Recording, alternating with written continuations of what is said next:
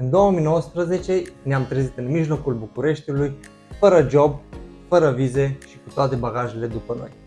Ceea ce nu știam atunci este că peste câteva luni urma să ne urcăm pe un vas de croazieră cu peste 4.000 de pasageri. Suntem Alexandra și Adrian, doi dansatori români care călătoresc prin lume datorită meseriei lor. Bine ați venit la Dansatori prin lume! Astăzi o să vorbim despre cum am ajuns să dansăm pe vase de croazieră. În 2019 locuiam în Germania amândoi și într-o zi am văzut în revista de la Lidl un anunț foarte mare, croazieră în jurul lumii, începând de la 20.000 de euro de persoană. Când am văzut anunțul, i-am spus la Adi: dacă vreodată vrei să mă duci în luna de miere, eu nu vreau să mă duc într-un resort să stau acolo, eu vreau să mă duc să văd toată lumea în jurul lumii, 120 de zile, atât era croaziera. Începea de la 20.000 de euro de persoană, de cabină. Cea mai basic era cabină interioară, fără balcon, fără nimic. Însă ne-am gândit noi așa, uitându-ne la anunț, ce-ar fi dacă n-am căutat niște joburi pe vase de croazieră, să vedem dacă găsim ceva. Zis și făcut, am început să căutăm pe Google. Bineînțeles, n-am găsit mai nimic. Adică, atunci când zic mai nimic, nimic. Într-un final, tot căutând, am găsit pe Facebook un agent, s-a dovedit a fi și român, care promitea că trimite dansatori de dans sportiv, orice fel de dansatori, muzicieni, pe vase de croazieră, dar și în hoteluri. Și am spus la Adi, este șansa noastră, e român, să trimitem, să facem. La un moment dat ne trimisese tot ceea ce are el nevoie ca să putem aplica, adică videouri, show-reel-uri, CV. Noi nu aveam CV de dans, cred că n-am făcut niciodată. Și uite așa am început să ne facem CV, show-reel și toate cele, să-i trimitem la agent. I-am trimis și ne spune: din păcate, nu avem job pentru voi pe vasele de croazieră, doar la hotel, momentan. Am spus cu Adi: e bine și așa, deoarece ne doream să ne facem intrarea în lumea spectacolelor, a entertainmentului. Și atunci am spus: o să luăm și hotelul. Pentru că, cum promitea el dansator pe vase de croazieră, ne gândeam că următorul contract o să fie poate pe vas de croazieră. Da, pentru că el a spus să facem primul contract în Turcia, așa mai câștigăm și experiență, și următorul contract o să fie pe un vas de croazieră. Bun, și am acceptat oferta pentru hotelul din Turcia. Sincer să fim, nu erau foarte mulți bani, dar am spus: oricum habar n-avem de lucrurile astea, e bine pentru început, doar că trebuia să luăm o decizie. Eram în Germania, aveam posibilitatea să rămânem în Germania, să plătim chiria și să mergem în Turcia la hotel, sau să ne mutăm înapoi în România, adică să lăsăm viața din Germania, prietenii pe care am făcut, clubul unde lucram și dansam, exact, toți oamenii, toți prietenii, să-i lăsăm și să ne mutăm înapoi în România, după care să mergem în Turcia. Am luat decizia să ne mutăm și ne-am pus toate bagajele într-o mașină și le-am mutat toate în România. Din România, de unde suntem noi, din Ardeal, din Transilvania, am luat trenul și ne-am dus la București pentru că aveam nevoie de o viză de muncă în Turcia. Când am ajuns la viză, mi-am oferit documentele pe care le aveam doamnei de la ghișeu, s-a uitat puțin printre ele, după care asta aveți? Nu, asta aveți? Nu. Ne lipseau o grămadă de documente și din cauza asta am și fost refuzați să luăm o viză de muncă în Turcia. Uite așa ne-am trezit în mijlocul Bucureștiului, fără viză, fără job și cu toate bagajele după noi, deoarece din București urma să ne urcăm în avion să mergem în Turcia.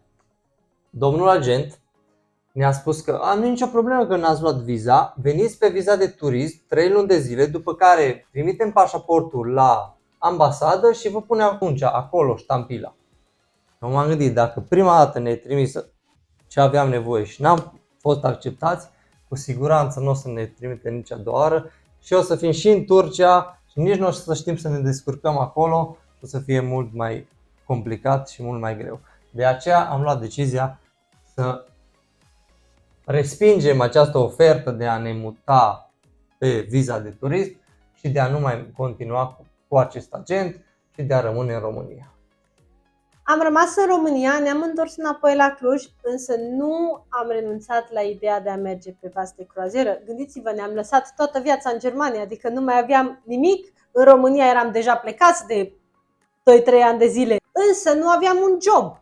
Și atunci, oricum, când ai un vis atât de mare, nu trebuie să renunți la el. Ce am făcut? Am trimis sute de e-mail-uri, am început să intru în căutările, adică așa cum trebuie, am început să caut, să găsesc foarte multe companii de entertainment, de croaziere, unde am trimis sute de e-mail-uri.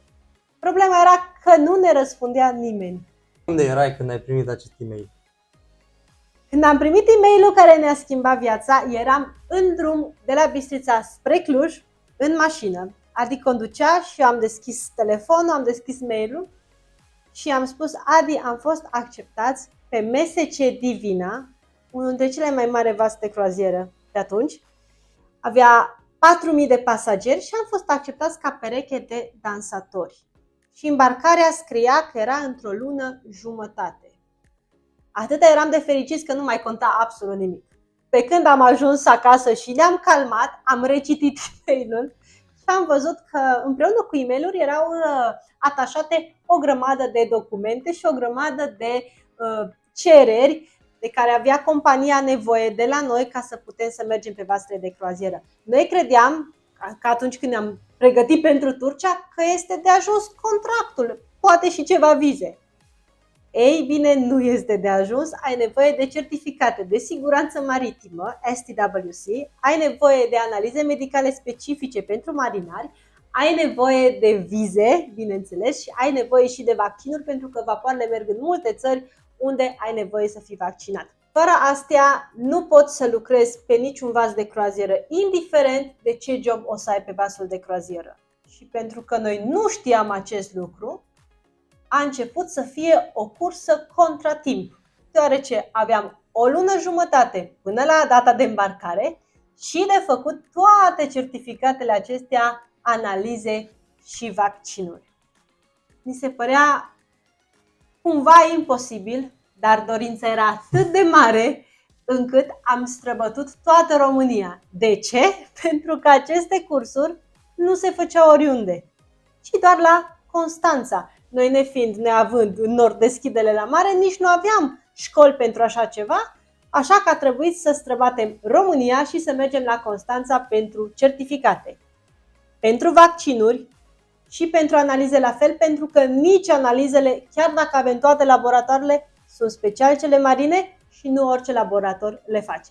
În momentul acela am sunat repede să ne programăm pentru că am văzut că sunt mai multe cursuri mici, 7 zile, 3 zile, 4 zile și să ne programăm ca să ne încadrăm în luna asta jumătate să nu pierdem contractul. Am plecat la Constanța, am început să facem cursurile. Toată chestia asta era o cursă contra timp. Deci cu fiecare zi cu care trecea, noi trebuia să facem cursuri și analize și vaccinuri și vize și bineînțeles trebuia să ne prezentăm la școala de cursuri, deci trebuia efectiv să mergem, să fim de dimineață de la 7 până la 2 după masa, exact ca la școală. Mare emoție am avut la viza pentru America. Noi aveam viza de turist de America, dar dacă lucrezi pe vas de croazieră, ai nevoie de o viză de tranzit care este specială. Da, îți permite să lucrezi în apele americane. Dar de data asta am avut pe cineva care ne-au trimis toate actele necesare și n-am întâmpinat nicio problemă. Exact. A durat atât de mult timp ca să găsim această poziție pentru că dansatori sportivi cum suntem noi, nu există foarte multe vase de croazieră care au această poziție. Există entertainment în care au o echipă de 10 dansatori, dar sunt altă specialitate complet diferită de a noastră. Și din această cauză locurile sunt foarte limitate și găsești mult mai greu un loc de muncă.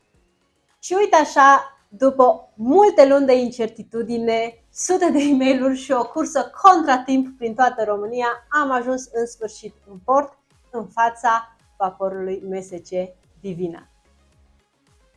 Nu o să uităm niciodată momentul în care am pășit pentru prima dată pe vas.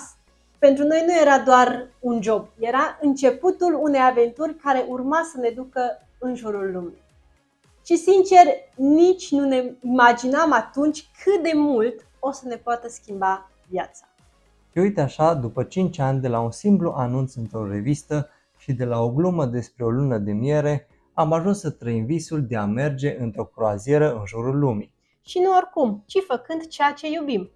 Am ajuns în locuri la care doar visam, precum Rio de Janeiro, Buenos Aires, Polinezia franceză. Australia, Maldive, Namibia sau Africa de Sud. Toate încercările și momentele de nesiguranță ne-au învățat să fim mai puternici, mai răbdători și recunoscători. Pentru că viața nu e despre unde ajungi, ci despre cum trăiești drumul. Iar această experiență ne-a ajutat să creștem nu doar ca dansatori, ci și ca oameni, să vedem lumea diferit și să trăim fiecare moment mai intens. Poate cel mai important, ne-a oferit șansa de a ne trăi visul. Pentru că uneori visurile care par imposibile sunt doar începutul unei povești mult mai mari. Dacă v-a plăcut povestea noastră și vreți să faceți parte din această aventură, abonați-vă la canalul nostru.